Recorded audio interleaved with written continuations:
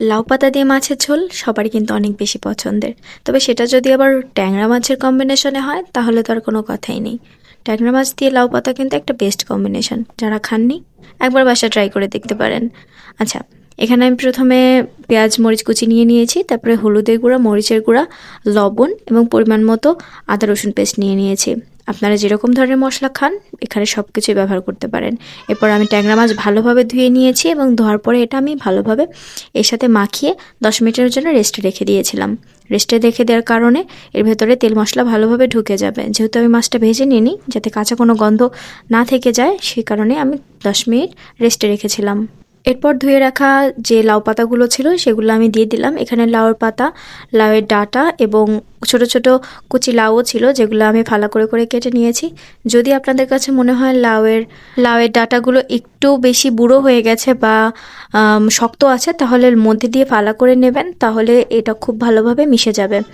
আর দেখতে পাচ্ছেন আমার এখানে সুন্দরভাবে মাখিয়ে নিলাম এবং মাখিয়ে নেওয়ার এক পর্যায়ে আমি এর ভেতরে তেল দিয়ে দিয়েছি। তেলটা আমি একটু পরে দিয়েছি, আপনারা এভাবেই দেওয়ার চেষ্টা করবেন, তাহলে মনে হয় যে স্বাদটা অনেক বেশি ভালো হবে। এরপর আমি হাত দিয়ে ভালোভাবে মাখিয়ে নিচ্ছি। মাছটা যেহেতু 10 মিনিট আগে মাখানো ছিল, মাছের ভেতরে তেল মশলা চলে গেছে, তো আমি ভালো করে পাতার সাথে মাখিয়ে নিচ্ছি, যাতে পাতার ভেতরেও মশলাটা খুব সুন্দরভাবে চলে যায়।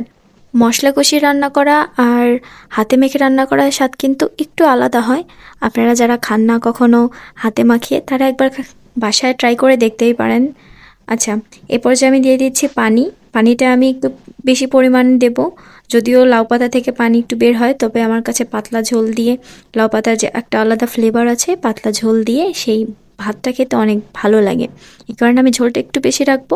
আপনারা যারা একটু ঝোলটা কম খেতে চান, তারা এখানে পানিটা একটু পরিমাণে কম দেবেন। এখানে লাউ পাতা থেকে কিন্তু পর্যাপ্ত পরিমাণে পানিটা বের হয়ে যাবে।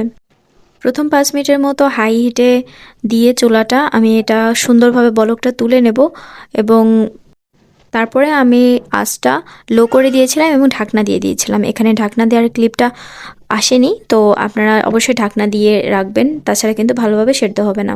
এরপরে আমি কয়েকটা কেটে রাখা টমেটো দিয়ে দিচ্ছি। এটা অপশনাল, আপনারা চাইলে নাও দিতে পারেন। আমি দিয়েছি, আমার কাছে ভালো লাগে তাই।